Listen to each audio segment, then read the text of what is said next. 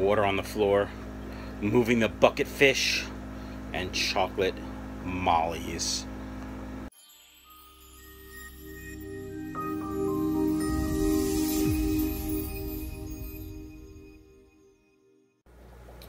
Well, fishy folks, this is what happens when you forget you were drip acclimating a fish for about 12 hours. My friends that I gave some angels to, the female that's in this tank spawned, killed her mate, and was terrorizing the other fish in the fish room, in the fish tank. And we decided I'd take her back, maybe give them another one for another try, and we would see what happens. So I took the fish back yesterday, brought the fish home to drip acclimate because they were taking us out to dinner, and come down this morning to the fish room, and this is what I see. Obviously, when I got home from dinner last night, I forgot. So there's water. Let's see, that's about a 30-gallon tank. It's probably 12-ish gallons. Probably 10 of it's on the floor. So I gotta clean that up, put her in this tank, and be done with it. Alright, well, I'll be back with a more happy update, I hope. Alright, fishy folks, we have the Japanese box filter here.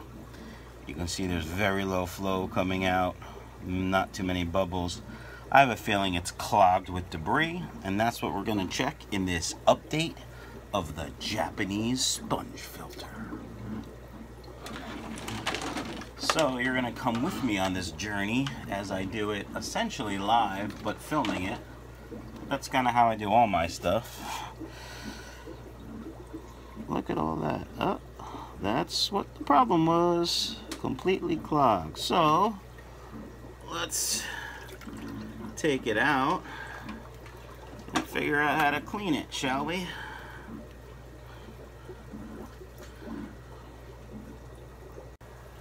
Alright, fishy folks, here's the filter here. I have a bucket of tank water.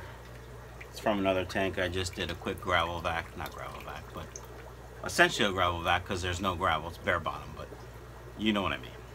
Alright, so let's take this thing apart. So the top just slides off like that.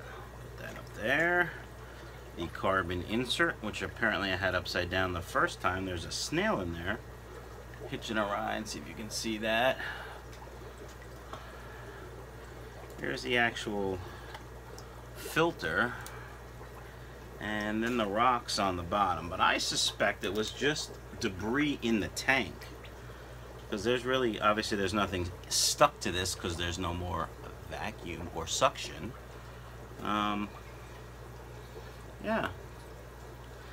Let's see how we clean this up. I'm just gonna swish it around in some water. Please feel free to make swishy sounds like me. Swish, swish, swish, swish. Suppose we could run it underwater. Hey, look what I found.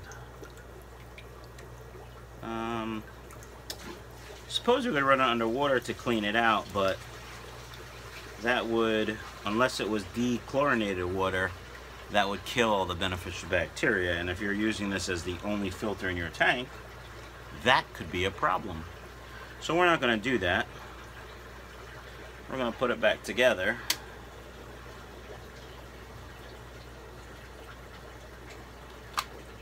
And put it back in the tank.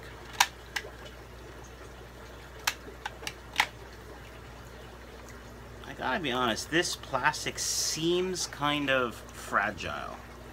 Now, I'm a big, clumsy oaf, and I probably break things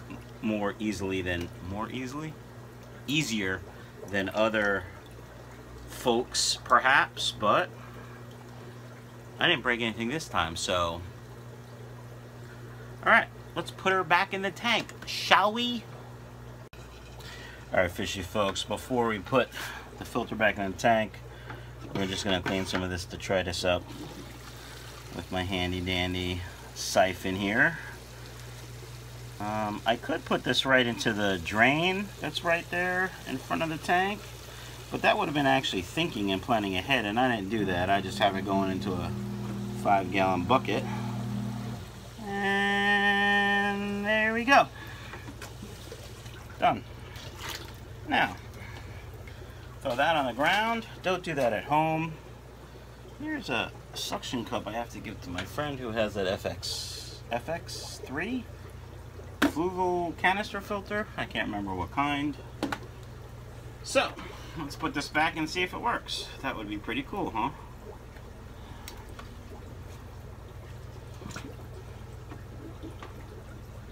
Well, apparently it wasn't clogged, was it? Because there's really no flow coming out. So, there's two other things it could be. Low source vacuum and low source vacuum, which we're going to check now. I'm going to have to go in the back. Oh, here we go. Let's see. What's the problem? Turn this up, turn this down. What do we got going on here? There's some more bubbles, right? That's not too bad, right? Alright. How about the other filter? Yeah. So, what I simply did... Hold on, let me take the camera off the stand. Alright, fishy folks, what I do sometimes when I don't have enough drops is I just use this T and valve system. It's just a regular screw valve.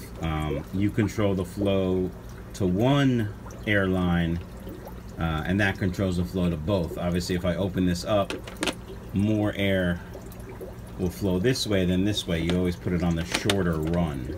So you can see this airline is much longer. Air, like water, will take the path of least resistance, which is always the shorter run. Therefore, boom, it's on this side, and that's how we control it. So if I were to open this valve, it would allow more flow to the other filter. See how that slows down? Now it's completely off. Whereas if I close this almost 100%, you can actually close it 100%, but I mean, I guess if you break it, you could. Well, if you tighten it too much, which will probably break it, you could, but you know what I'm saying. So now that's got flow. The filter in the back has flow. They're on the same line, and we're done. And that's the little airline lesson for today, free of charge. I'm just gonna fix my DIY lid that sucks. Where's the other lid? Here's the other lid. Put this one like this, and water change line in the tank, and we're done. Alright, a couple other moves in the fish room. Take a look at the chocolate molly tank. There's no more chocolate mollies. I put them in their own tank, and I did put the bucket fish in here, and I left the fry. So there's the bucket fish over there, the clear one, the light color one, and I left the chocolate fry in here, which he or she's right there. Oh, focus. Focus. All right, don't focus. Be like that. So we'll see how that mystery fish, I'm gonna guess it's a guppy because that's what I have the most of. See how what it turns into. I have no idea. I don't even know how it could have gotten in that bucket, unless it was stuck in a filter, a sponge filter that I cleaned in the bucket. That's my only guess, but I don't really know. So let's go check out the Chocolate Molly's new home. The Chocolate Mollies are now in this 30-gallon. I took the Endlers out, and at Brian from Brian's Aquatics Advice, I put them in with the Apistos as dither fish, and we'll see if we can get some spawning action out of these guys. My my Apistococcatoides double red, which I don't see the male right now because he's the most badass fish, I think, in looks. Anyway, yeah, so they're in here. There's more cover, there's more room. Hopefully there will be more spawns, hence more chocolate mollies for sale. I think that's it for fish room updates, folks. Yeah, pretty sure. Let's talk about rams. So here's my electric blue ram tank. If you remember, I had one female and two males, and the female died. And now I have a pretty sick male. Not really sure what's wrong. I think it's internal parasites based on the sunken belly and so on and so forth. And I think before I left for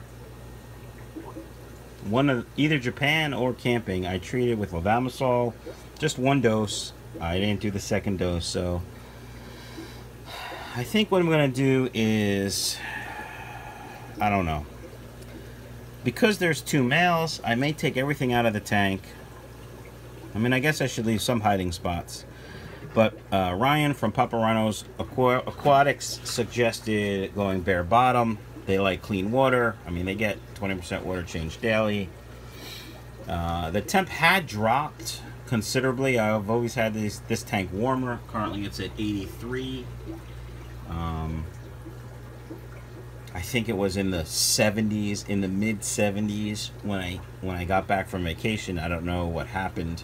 This room was, I mean, all the other tanks were in the 60s. So as a reference, these upper tanks are 77.8. There's no heater up there. It's just the heat of the room, including this heater here that's drying my floor. So he was looking poor before the temperature problem, so I don't think that was the issue. But now the temp's back up to where it needs to be, so I may take out all this substrate, give the tank a fairly good cleaning and water change, and start treating with levamisole again, based on Greg Sage's advice from selectaquatics.com. When I say advice, I mean dosing advice for levamisole. Alright, well that's it for now. You can hear all kinds of things in the background. Sorry about that, but that's life.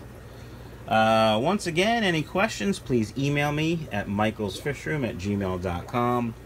And I do have a pretty large order going out on Monday.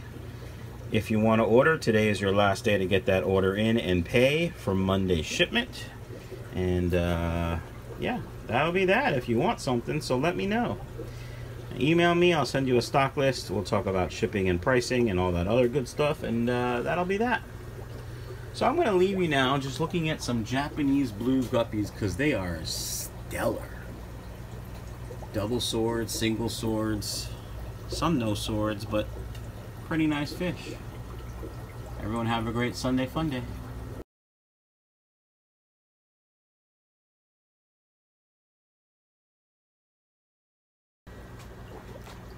The camera's the wrong way. Oh crap. Water on the floor and other stuff? That's stupid. Water on the floor? No! What? Why is there water on the floor?